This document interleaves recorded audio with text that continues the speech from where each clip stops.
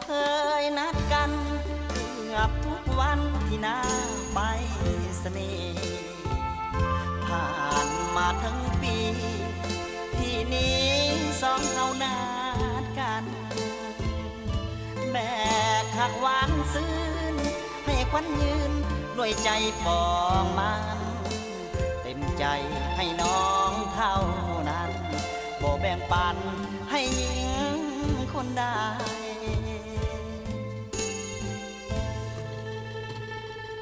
แบ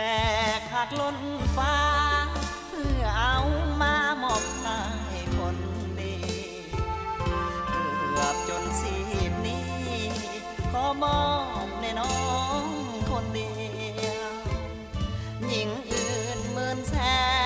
นหายนี้บอกขอของเกี่ยวเต็มใจให้น้องคนเดียวศาสตร์นี้อายขอบูชา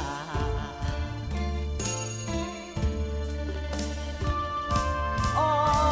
อนิจจาสร้า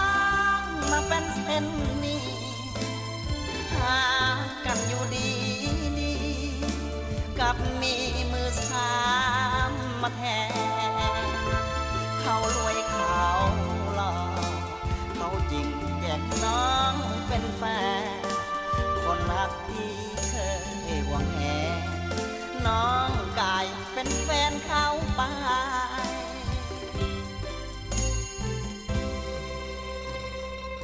เฮาเคยสาบานเมื่อก่อนนั้นหน้าองค์ศักดิ์สิทธิ์ท่านผู้ครองด้วยฤทธิ์ให้สิทธิ์สองเฮาสาบานว่าจะหากันทั่วฟ้าสัวกาลนานหากใครผิดคำสา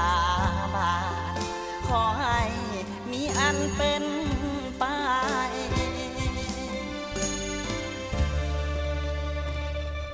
หน้าไปสนีที่นี้กลายเป็นอดีตบ่เคยจะคิด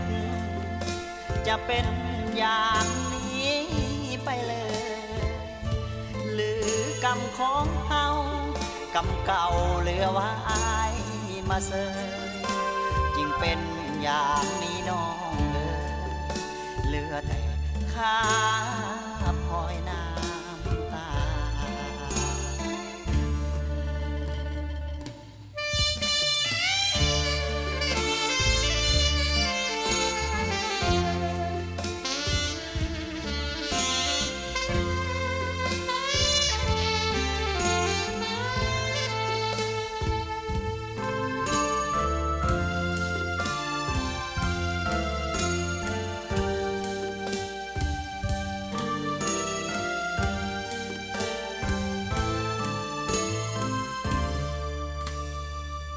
หน้าไปสนี